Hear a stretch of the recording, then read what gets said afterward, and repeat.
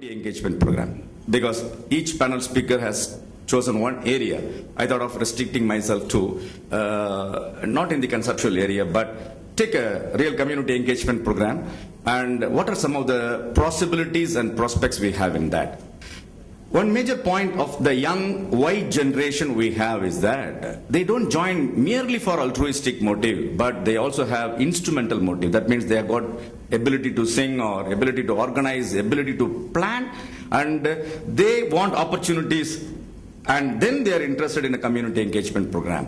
They'll have more of sociability motives, like when they want to join a community engagement program, they want to see, do I have some friends? Will I have some friends to meet, people to relate with? So the challenge or the possibilities for a community engagement program, if it has to survive, sustain itself, is that take care of this particular thing. This is one area where I would like to focus.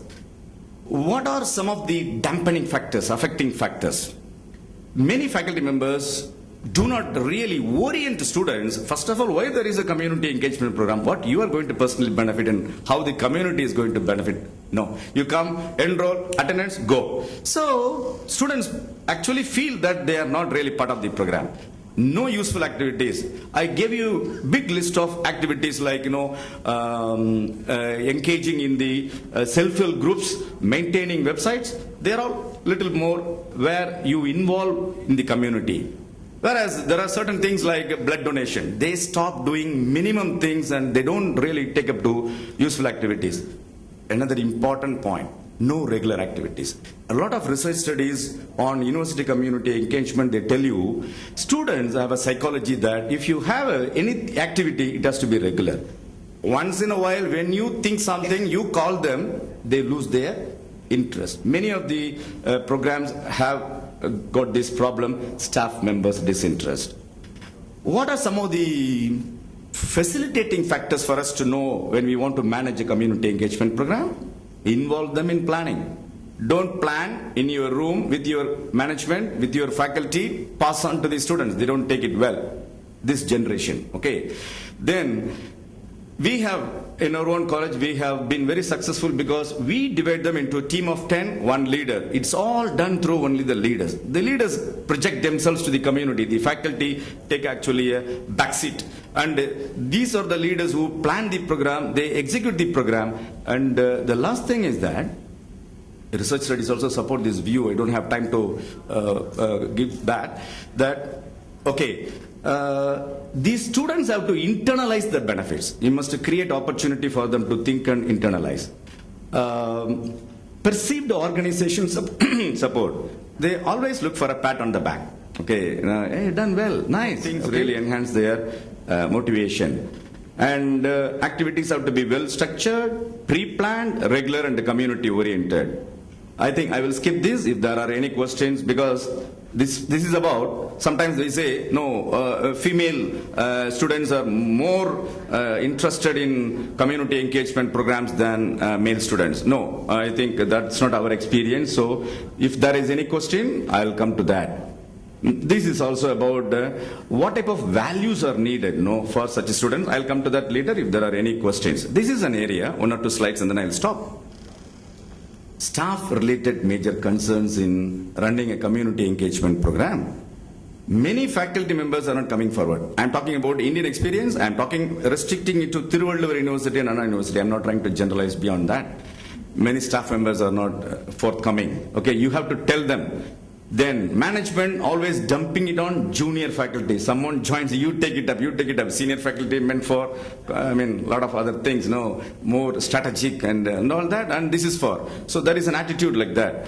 A little knowledge of faculty members regarding what actually motivates a student to join, to contribute, and to sustain oneself in a community program.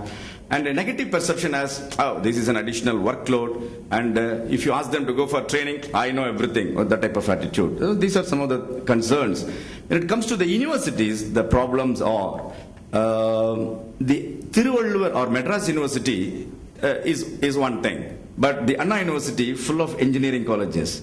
Okay, most of them are private, for-profit type of colleges. They keep this community engagement program just for meeting some of the requirements from University Grants Commission, All India Council of Technical Education, and those type of things. This is one area of major concern for us in India. Then, as Professor Peter was telling us, still some of these colleges and universities are keeping it as a community service program. They have not gone to community engagement. Now, he was talking so nicely about how then it is now becoming a professional service, becoming a commercial service. It is just like that. So it's a PR for many of these institutions. So that's another concern. What is the way forward? Last slide. Okay, we will come back to Chiang Mai from India. Okay, otherwise they'll ask you for immigration and all that. Measuring exemplary performance of students and faculty members for psychological rewards. No monetary rewards always creates problem, but each one wants to be recognized. And I think we must have some performance indicators for that.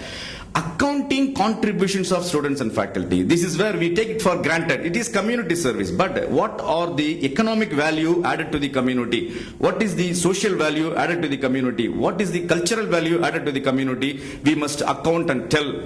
Then assessment with certificates from students' point of view, I think they like it. Then mandatory training and orientation for faculty members. And among universities, I think we need to go for standardizing benchmarks and peer assessment to be done by universities. Thank you.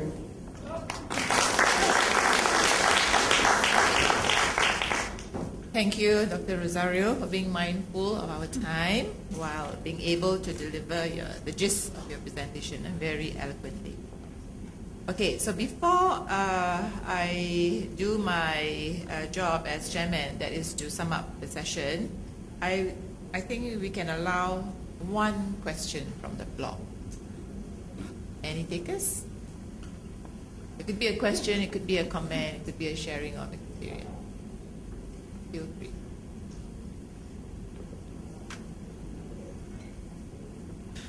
Thank you very much. Well, just to break the silence so that we say the audience doesn't sleep. When we are not sleeping, perhaps. Okay. I have seen some initiatives from, let's say now we have initiative, we can see that we have initiatives in Malaysia, in Thailand, in Indonesia, and also in Australia.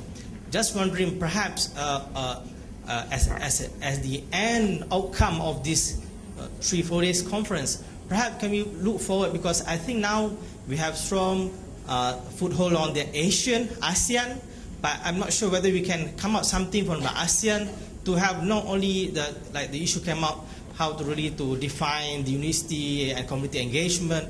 Perhaps can we optimize our ASEAN formal recognition we already have.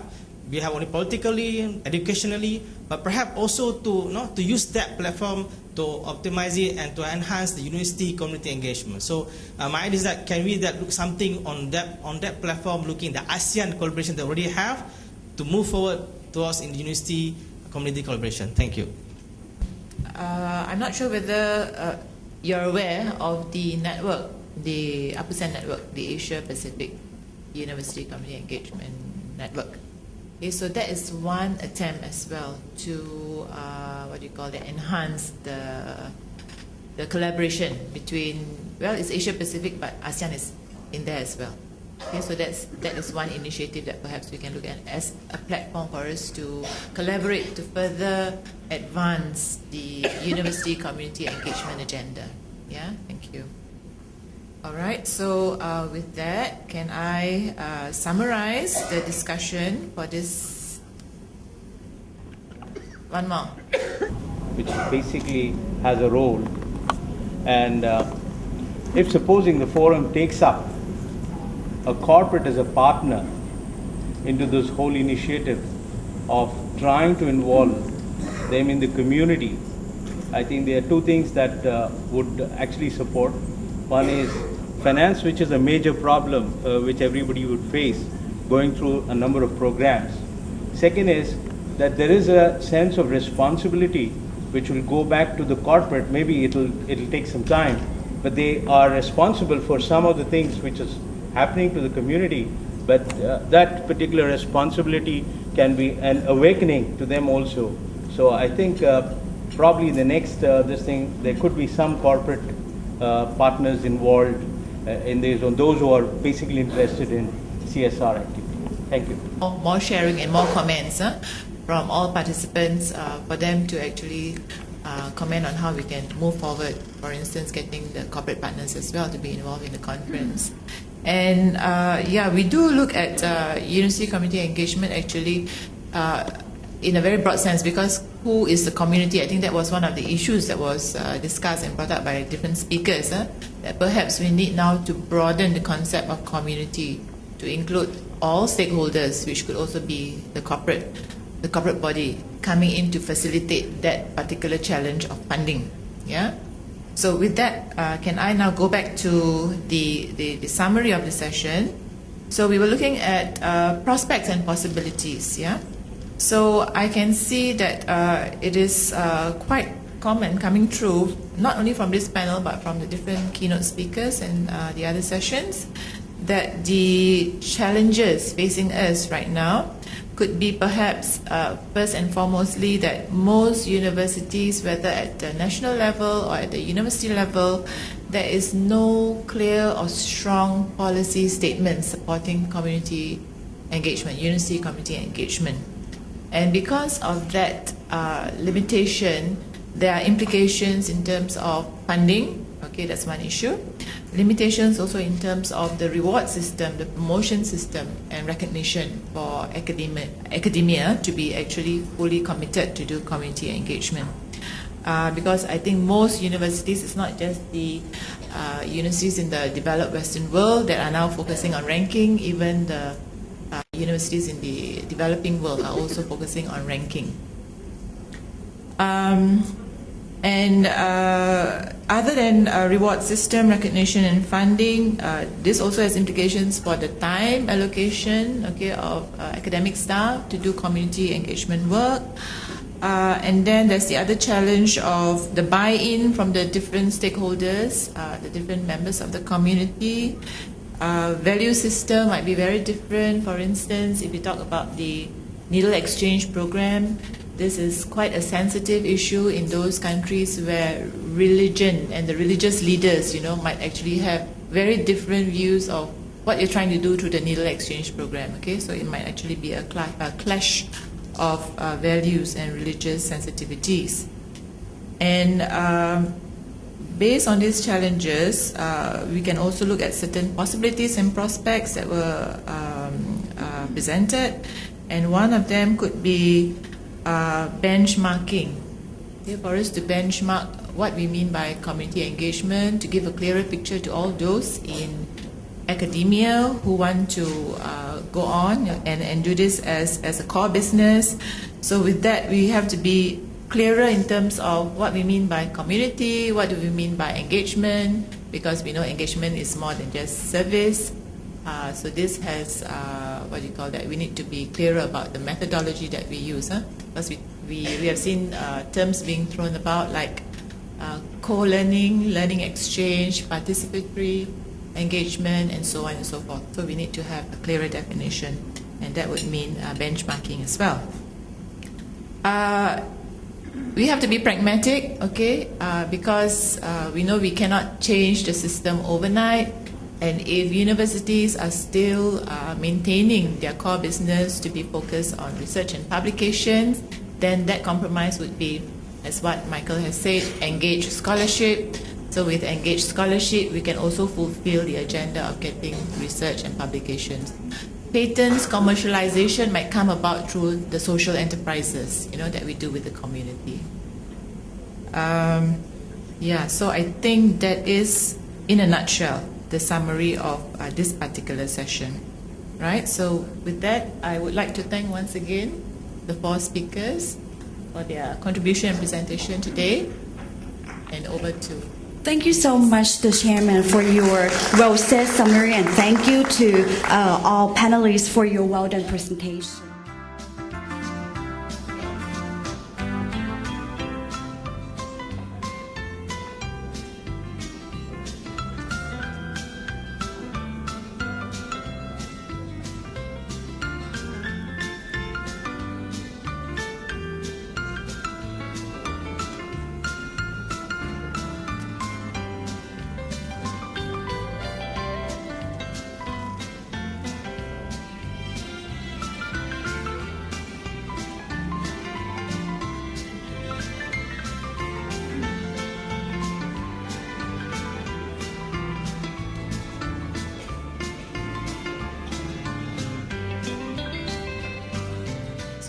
start, we will have Professor Kutil, who will be handling this participatory closing session along with volunteers from the floor. So the floor is yours, and Professor Kutil will try to get some of you up on the stage, and some of you might want to just share ideas down there. So please, the floor and the microphone is yours.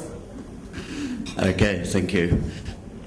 This is a chance that I've heard a lot of people asking during the conference that you wanted to discuss anything about the conference, any of the topics, why we're here, where we're going, and we have about 15 minutes. So the first thing I would like is somebody else to come up and sit here with me, at least for the first couple of minutes, and maybe we might do a rotation. So I need one volunteer, somebody who's... Here we go.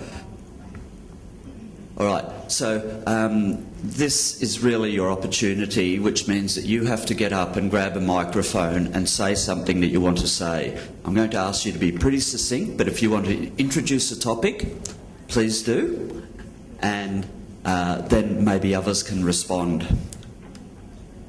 I've been given a bit of a cheat sheet here with a few notes on it, and the first note is a question: why are we here? Which is a pretty basic question going back to, I'm here because I want to come to Chiang Mai. And that's always really important with a conference, but it's also really important to acknowledge the work we are doing, the common vision, the common goals. So perhaps if we could, I'm going to introduce our guest first, our first volunteer, but I am going to, if I don't get a volunteer to tell me why we are here, your personal perspective, I'm going to start nominating somebody to come up and tell us. All right. Yes. I'm Fiona O'Sullivan from the Australian College of Applied Psychology. The reason I'm here with my colleagues is we are part of APUSEN, and we believe that working with our communities is essential. So one of the things that we've really noticed whilst we've been here and have reflected on is the different ways that Asia and the Asian countries tend to engage with the community versus, I believe, Australia, and I think, Michael, you certainly highlighted that for us earlier today as well. Within our own organisation, we tend to engage with the community through our student fieldwork placements, looking at putting our students with community agencies to enhance their own skill development. Whereas what I've found listening to the people through the conference over the last 4 days is in Asia it's done with so much more heart, and your students go into the community just to see how they can help, just to experience the community and bring that back to their own learnings within the university, and also that the universities are looking at how can we assist the community develop further, be sustainable, keep the traditional, as we heard yesterday, Tuesday, and also be innovative about the way that we're doing that. And I think it's a great opportunity for us to look at our inter-institutional collaboration. I'm certainly going to be having a conversation with Michael later. I think we do it quite well with our own college and working with USM, and certainly want to do some more work with Papaya University, but I'd like to be doing more in Australia with our own. So I think it's about saying, how can we all stay in touch? How can we all work together and not worry about promoting our own university? Peter, you mentioned that earlier, our own university in raising its ranking level, but how can we all work together to further the cause of community engagement and keep the heart of community engagement at the fore? Thanks very much, Fiona. As you've seen, it's not difficult to come up here. Perhaps somebody would like to respond to Fiona's